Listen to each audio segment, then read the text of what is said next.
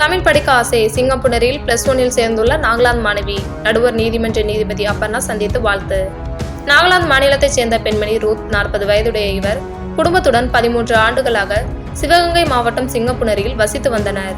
மேலும் தனியார் மெட்ரிக் பள்ளியில் 13 ஆண்டுகளாக ஹிந்தி ஆசிரியராக பணிபுரிந்து வந்தார். அதே பள்ளியில் அவரது மகள் அக்லா 8ஆம் வகுப்பும் மற்றொரு மகள் மவுங்லா 5ஆம் வகுப்பும் படித்தனர். இந்நிலையில் கொரோனா காலகட்டத்தில் இருவரையும் நாகாலாந்திற்கு அனுப்பி வைத்தனர். அங்கு அக்லா 10ஆம் வகுப்பு வரையும் மவுங்லா 7ஆம் வகுப்பு வரையும் படித்தனர்.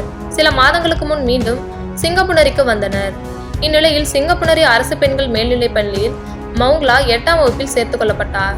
ஆனால் அக்லா 10ஆம் வகுப்பு வரை முடித்ததாக கூறுவதால் அவரை பள்ளியில் சேர்க்க குடிபெயர்வு உண்மைத்தன்மை சான்று கேட்டனர்.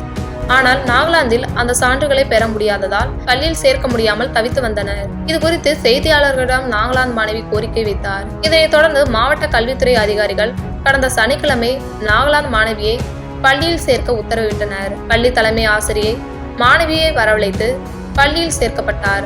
செய்தி எதிரொலியாக சிங்கப்பூரி குற்றவியல் நடுவர் நீதிமன்ற நீதிபதி அபர்ணா நாகாலாந்து மாணவியின் வீட்டிற்கு நேரில் சென்று வாழ்த்துக்கள் கூறினார். மேலும் கல்வி சம்பந்தமான உதவிகள் தேவைப்படும் எனில் எந்த நேரத்திலும் தன்னை அணுகலாம் என தெரிவித்தார். +1 வகுப்பில் சேர்ந்துள்ள நாகாலாந்து மாணவி கூறும்போது, பள்ளியில் சேர்வதற்கு ஒத்துழைத்த அனைவருக்கும் நன்றி. மேலும் தடையின்றி 11 மற்றும் 12ஆம் வகுப்பு அரசு தேர்வு எழுதுவதற்கு தமிழக அரசு, தமிழக முதல்வர், மாவட்ட ஆட்சியர் உதவ வேண்டும் என கோரிக்கை விடுத்துள்ளார்.